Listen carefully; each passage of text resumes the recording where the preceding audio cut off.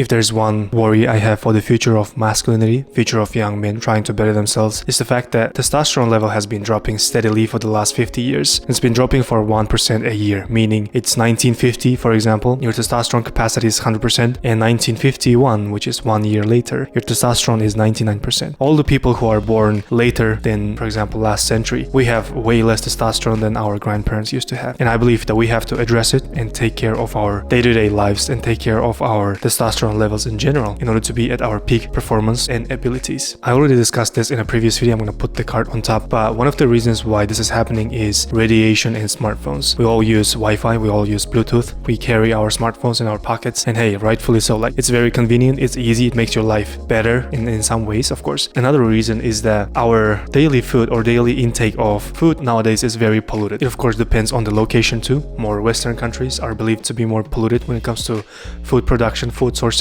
and all these pesticides and chemicals that they spray onto veggies and fruits. And if you're living in a local place, in a village, probably you're eating more locally grown, fresh, good stuff in general. So when you do your groceries in big supermarkets like Lidl or Costco or whatever, Walmart, you tend to buy industrialized stuff. So even, for example, the salmon fish that you eat, it might look pink, right? It might look orangey and nice and juicy, but actually it is the paint which has been used to make it look more appealing. Even a thing like apple, which is considered to be a healthy fruit, it's coated with that glazed donut type of thing so that it looks more presentable and looks more appealing to the mass. So you can see that there are many reasons why you might have lower testosterone than your ancestors. And we only discussed like 2 reasons. There are like tons of other reasons. As you can see, bro, the industry has already been corrupted by capitalist people who want to get the most profit and who have to like mass produce products every day. Can you blame them? Maybe, maybe not. That's not the point. The point is, if you're a supplier of this type of stores, what do you have to do on a daily basis? You have to supply them with enough food supplies, right? You want to supply them with, I don't know, apples or something. Of course, you can distribute it to many people like local farmers, but usually what ends up happening is that you have your factories and you produce, like, you mass produce stuff there and then you distribute to many places. Now imagine you have a lot of countries under your wing. For example, Lidl in Europe, you have to deliver many products to many stores throughout Europe. The point I'm trying to make is when you only focus on efficiency and supply, you kind of skip the nutritional part. You kind of skip the part where you want to get the best product to the people. Like, you don't really care about the quality anymore. All you care about is profit and margin and capitalism. You might be wondering, what does that have to do with the title of this video? Number one sign that you have a high testosterone. Well, it's simply because the choices that you make day to day, they are going to determine where you're going to end up at the end. If you've never heard about compound interest, it's high time I explain it to you. Usually the progression goes like 1, 2, 3, 4. So it's like a linear progression.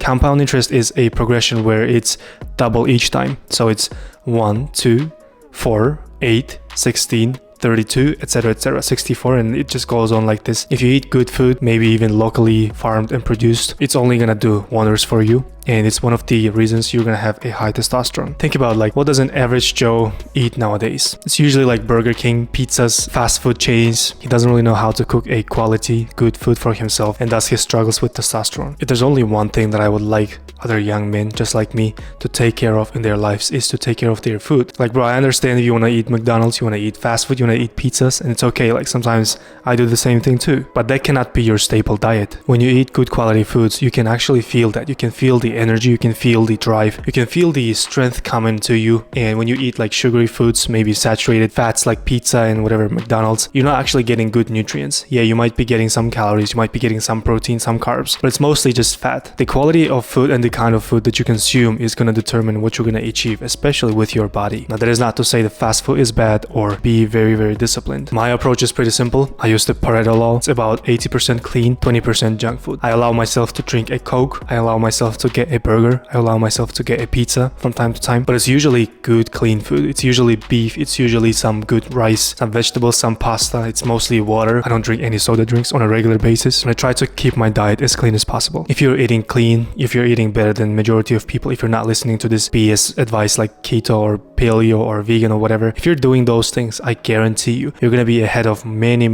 other people. Your strength is gonna go up, your lifts are gonna go up, you're gonna feel better about yourself. Because if you think about it, food is something that we consume every day. It's not like you do it once. Even workout is not that beneficial to your body. You only work out like 3 to 4 times a week. But food, I eat, for example, at least a few times a day with like snacks and, dinner and lunch. The food that you consume is very, very influential to your health and to your overall well-being. Simply because you consume food at least 3 times a day. And do you know what brings the most change? Do you know what builds habits? It's repetition. If you keep repeating working out, going to the gym, being consistent with it, you're gonna see results eventually. Likewise, if you are on video games, if you are scrolling your phone each day, every day, right, for hours and hours, that is a repetition. In a nutshell, you're signaling your brain, hey, this is the new norm. You have to get used to this thing. I'm gonna give you this dopamine injection from now on, and that is the new norm. And your brain is like, okay, well, now I want more. That's how you get addicted to your phone and lose control of your emotions and desires. Listen, there are many, many things that we can talk about: how to increase testosterone levels, how to take control of your testosterone, how to take control of your diet or your workout, etc. But this video is only and specifically about diet, because what you put into your body in terms of nutrition is gonna have the most impact on your testosterone levels. And this is actually a scientific fact. If you like this video, hit the thumbs up and subscribe to this channel. I'll see you in the next one.